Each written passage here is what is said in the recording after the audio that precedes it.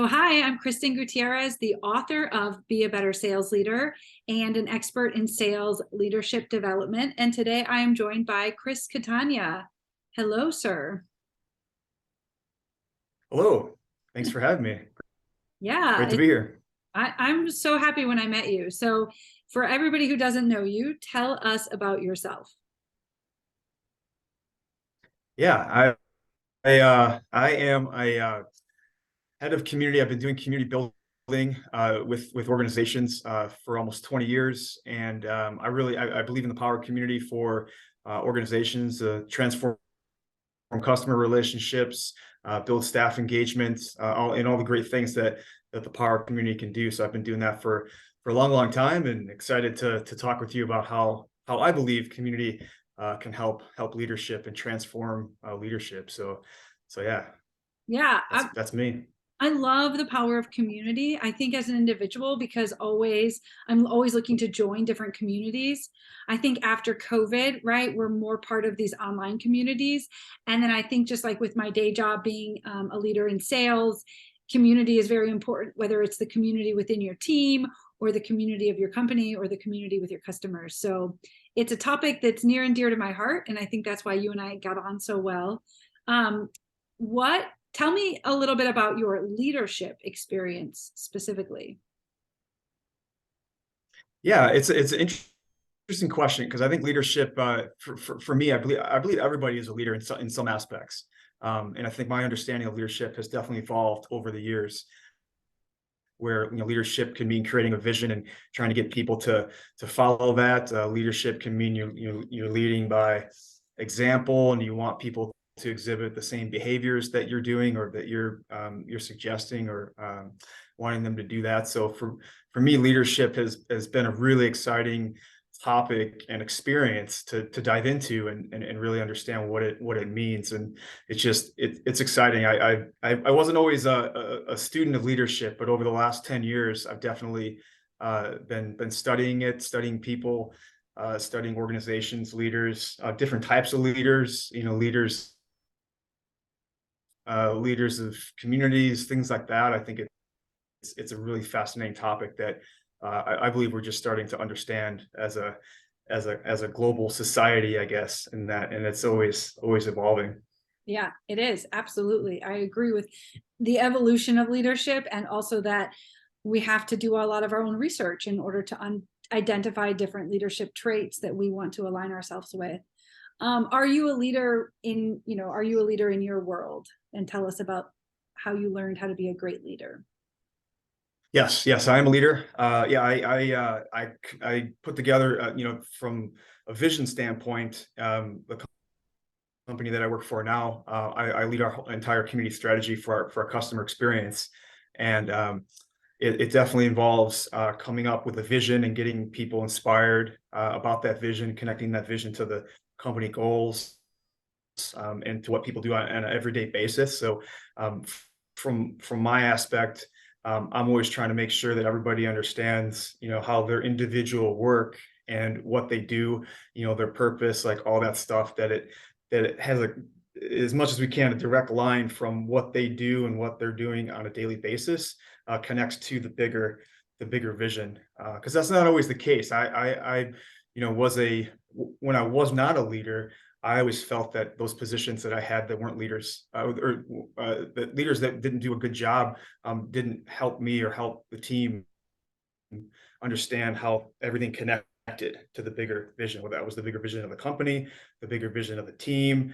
And when you don't do that, it's hard to get people to follow, and it's hard for leaders to do their job with that. Because eventually, if you're a good leader, like you're going to make leaders of other people, and you're going to need people to lead for you, or lead on your behalf, or lead in your place, or different things like that. So I just felt it's always important for people to understand what they do, and leaders should always be trying to draw that clear line. Because I've learned a lot too. There's the leaders. There's so much communication involved in leadership. Like, leadership's not like one and done, or oh, I shared this deck, or I did this presentation, or I had this meeting. My leadership is done, right? It's not It's not that at all. It's a constant evolution and journey, and it involves a lot of different steps and different experiences. That's a great perspective. And as it relates to like being attaching to bigger goals within the team and or the company, I'm just curious on a personal note, have you read the culture code? The culture code, I have not, Yeah. no, Okay. but So I believe I've heard about that. check it. I've dangled that out there. It's just a great book. You should check it out. I will check. I love reading. I will do that. Well, That's awesome. tell me about how your first manager role differs from your most recent role leading a team. Yeah, great question. The I guess what I understood, and kind of I was alluding to it before, just what all entails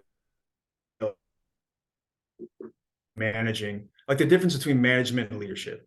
Like I think those are that's a very important distinction, because leadership is having a vision, and enabling people, empowering them. Management or leadership, pushing things forward. So management is just kind of keeping kind of the status quo, I guess, and not being intentional about moving people, moving ideas, moving progress forward. So I didn't understand that when I first, got my opportunity to become a manager, become a leader, and that's something that is near and dear to me. I had the fortune and opportunity and to see some really good leaders and managers, and then some not so good leaders and managers. And when I think of those, juxtaposed together, it helps me understand, like, well, what kind of leader that I want to be. So the things I didn't understand was that vision part, the communication piece, which is good, because I love communicating. I love, the written word, and putting visions, and putting, telling a story to get people inspired about wanting to follow.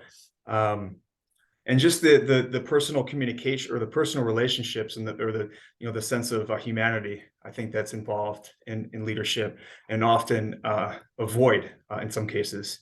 You have to care about the people that you're leading, and you have to have that. There's a servant leadership that I'm definitely a fan of. And the other thing I didn't do before is, and this is kind of ironic, in my case, is that I didn't necessarily see the connection between community, like a community-led leadership, and like what I was going to be doing, or what I was evolving into. Because I had done community all the way up until I became a manager and a leader, but I never necessarily put those two together in a conscious way. And when I did, I understood, like, wow, okay, if I take everything I know about community, which is collaboration, transparency, making sure everybody's together, and free flowing of information, and all these different things, can really transform the concept of leadership. And I guess, by de facto, that became how I wanted to do how I wanted to lead teams that I was leading.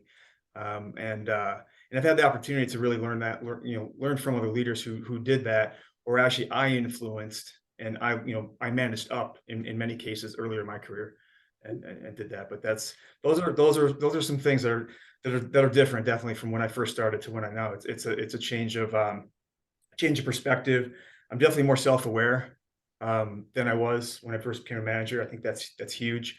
Having a good EQ, emotional quotient, and knowing yourself, taking time to know yourself is really, really important, because if you don't do that, you can cause a lot of damage as a leader if you're not aware. So, but yeah, just some things there.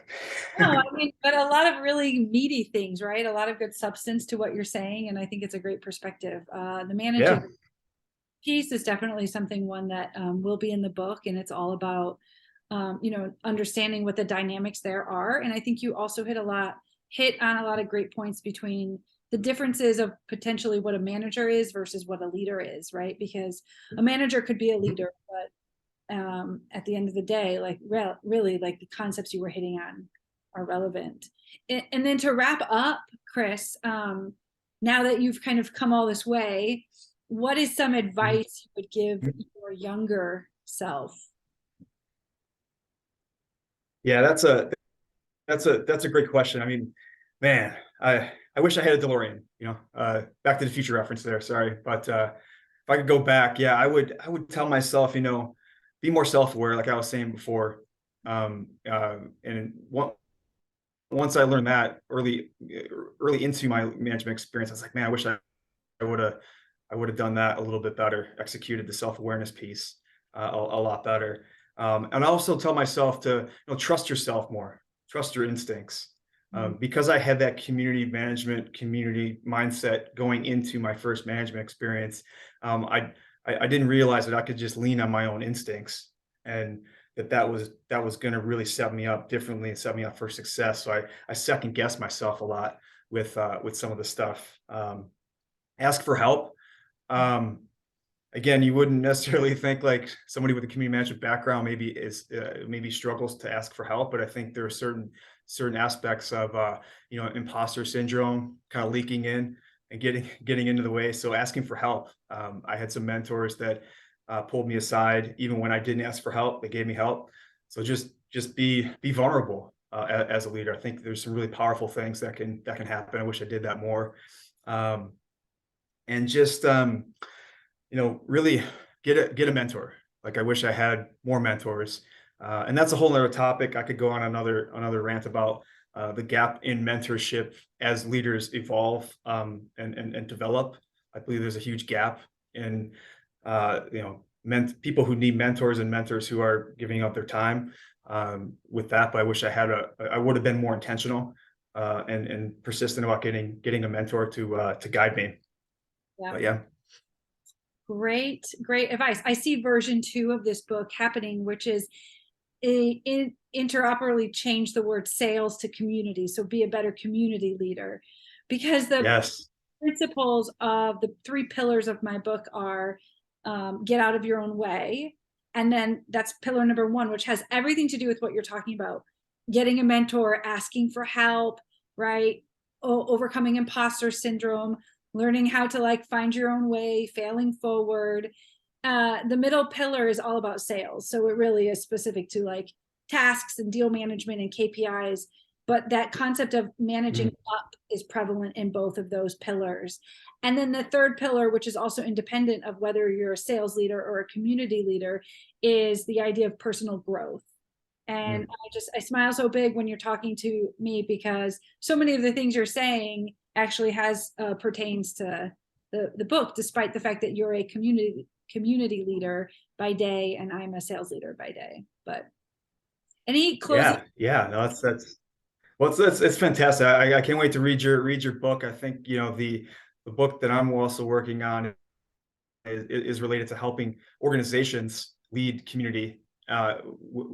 with community and enhance their organization. So I think that's great. And there's a shortage of knowledge out there to help leaders. How do you lead with a community mindset as a leader? Lead organization, but then how do you help all the managers and leaders within that organization lead with community? So yeah, I'm there for part 2. Absolutely, it's great.